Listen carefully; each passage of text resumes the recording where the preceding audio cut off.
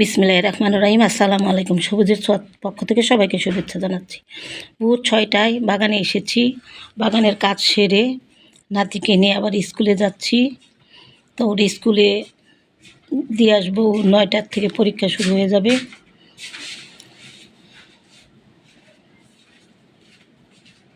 বাগানের কাজ সেরে তারপর নিচে আসছি। নিচে এসে ভিডিওগুলো আপলোড করেছি।